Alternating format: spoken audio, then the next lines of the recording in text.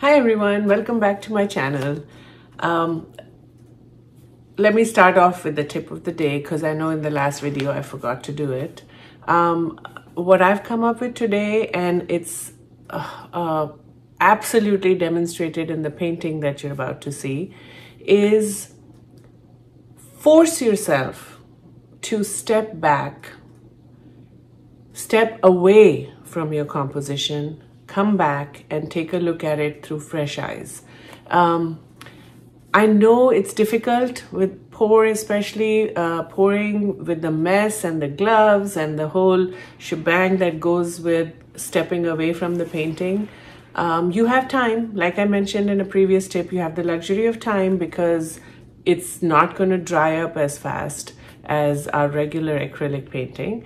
So step away. Just force it, step away, go have a snack, go for a short stroll, come back, and then take a look at it with fresh eyes, especially if you're not thrilled about what you see or if you're struggling with the missing element in your painting. So that's my tip of the day.